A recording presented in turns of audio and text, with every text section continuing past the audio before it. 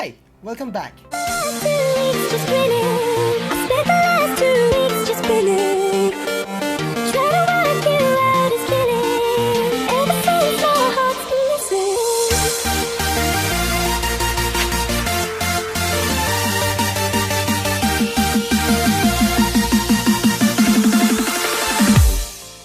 In this video, we are going to take up reading and writing. This subject typically offers to senior high school students in grade 11. And this subject aims to develop our reading comprehension and to be able to analyze text the right way. And of course, to be able to come up with meaningful ideas using patterns, approaches, or methods in writing. And as your teacher and facilitator, please, I encourage you to be always at your best. And of course, to learn as much as possible, no matter what. And I will be here to assist you to our future activities. So class, before we go to the lesson proper, may sasabihin ako sa inyo.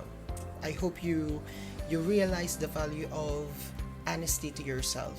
Honesty is very important, especially sa ganitong pamamaraan ng pag-aaral, dahil alam ko na karamihan sa mga nagmo-module ngayon or nag-aaral in any form, online man yan, maraming mga kabataan ngayon ang nag-cheat na lang or pumapasok na lang para pumasa, para sa attendance, na hindi ginagawa yung kanilang mga modules or nangungopya ng mga works ng mga kaklase nila. Sana we take this as a challenge and opportunity for us to grow as a person.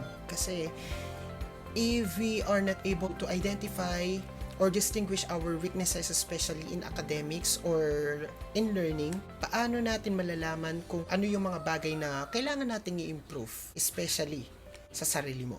Sana, even if modular lang ito, sana bigyan mo rin ng time yung sarili mo to grow as a person. And so, let's begin.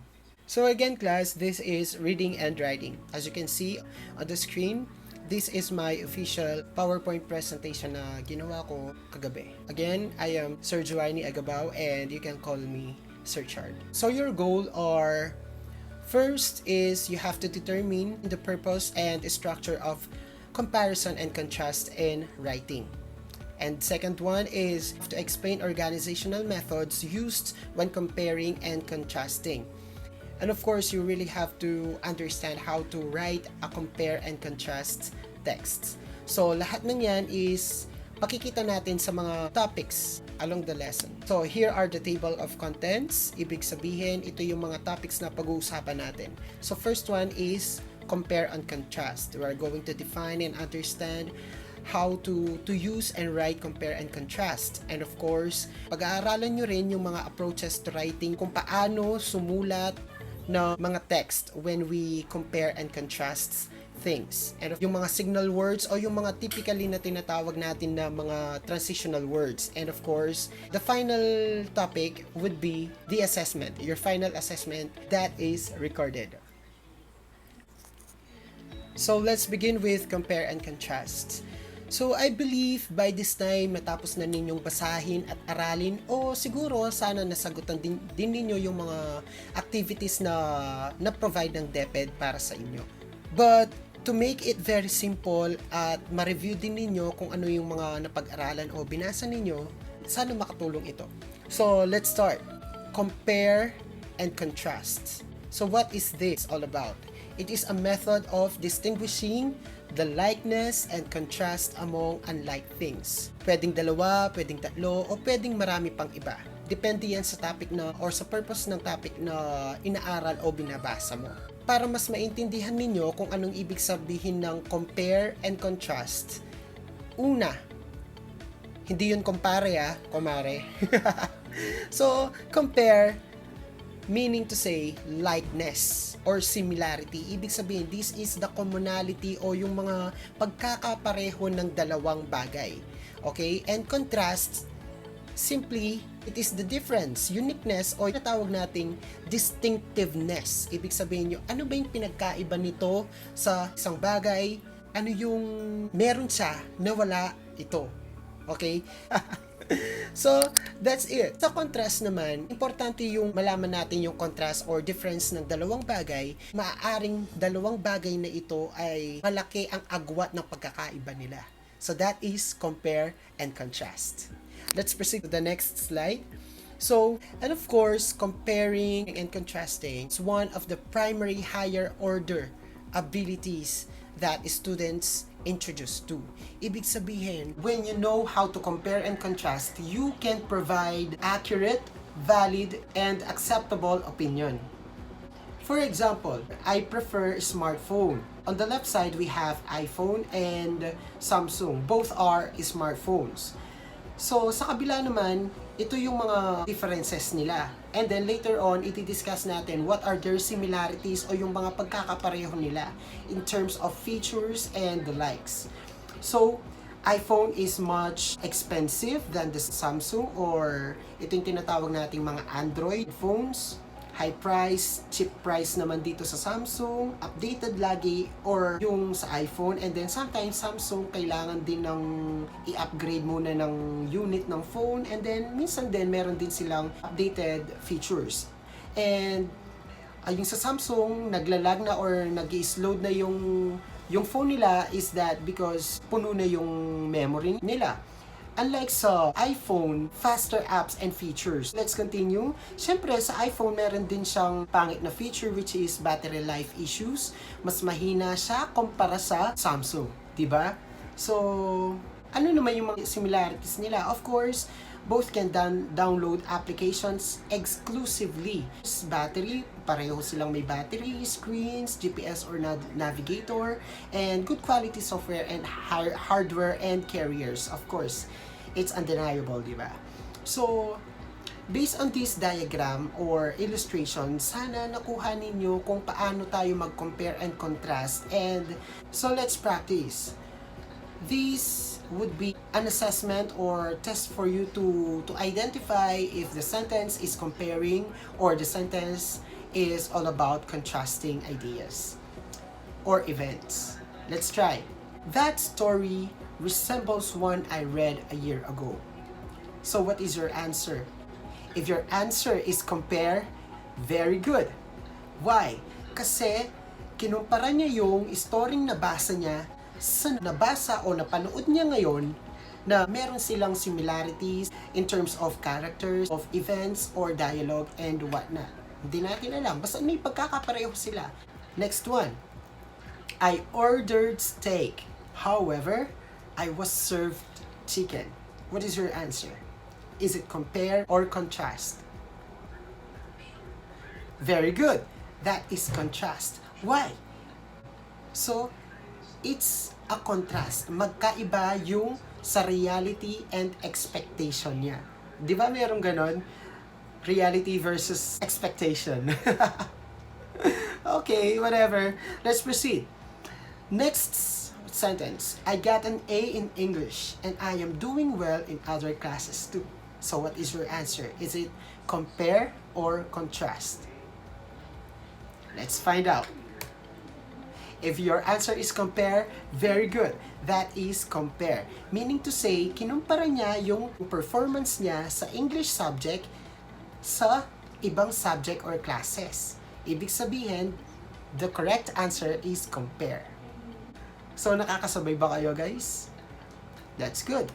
Another one. Leia had her hair down in style of similar to mine. Okay, what is your answer? Can you guess? Very good. That is compare. For the very last time, siguro kung naka 4 score na kayo or 2 out of 4 correct answers, sana naintindihan niyo na for this final statement or sentence. I eat meat whereas my parents are vegetarians. What is your answer? Correct. That is contrast. Did you get it? Very good. I hope by this time you already know the purpose of comparing and contrasting. Good. Let's proceed. For the next lesson, we have development patterns, or these are what we call the variety approaches in writing paragraph or essay. First is narration. So, Yung purpose nito guys, or class, yung purpose nito is how can we deliver or express our ideas. Ito yung mga approaches na tinatawag or yung style of writing ng pagko-compare and contrast natin. So when we say narration, it is to tell a story. If you want to tell a story, comparing and contrasting the events, the characters, the settings, and whatnot, of course, you are going to express your ideas in a narration way or approach. Ibig sabihin, this is chronological order. You have to start from the very beginning and how it ended. Okay? For the next one naman, we have description. Can you guess what description is all about? Very good. Description from the root word describe. So in writing in a description approach or style, of course, when you compare and contrast, you really have to provide exact descriptions, exact details, exact meanings to justify your purpose or reason in comparing and contrast. Okay? Of course, you have to describe or illustrate something or event or someone. Let's proceed. So we have narration and number 2 is description. So we have illustration naman. This is the approach wherein you provide with examples. So when we compare and contrast, it is not enough to just explain, to just give details. You really have to give or provide examples. Okay? And of course, it is also supported with proof or evidences to give valid reasons or valid data. Okay? Next one is definition. From the word definition itself, you have to define or to explain what something is. Yung kung ang description naman, you have to tell what something is like. Dito naman sa definition, you have to explain what something is. What is the function? What is the purpose of this thing? Why you're trying to compare and contrast these things or these ideas, di ba? You really have to first define or identify their differences. Okay? Let's proceed. Classification naman. So when we say classification class, it means distinguishing or sorting the entities' similarities and of course their differences as well. It is important for us to show or list down all their similarities and on the other part, we have to show their differences for us to be able to find out kung ano yung mas purposeful, ano yung mas lamang, ano yung mas functionable, ano yung mas better or mas mayroong magandang quality sa dalawang bagay na ito. And in that way, we were able to classify kung ano yung mga parts, ano yung mga features, ano yung mga qualities na maganda sa kanilang dalawa. And on the other hand, makikita din natin kung ano yung mga bagay na talagang malaki ang agwat ng pagkakaiba nila. So let's proceed.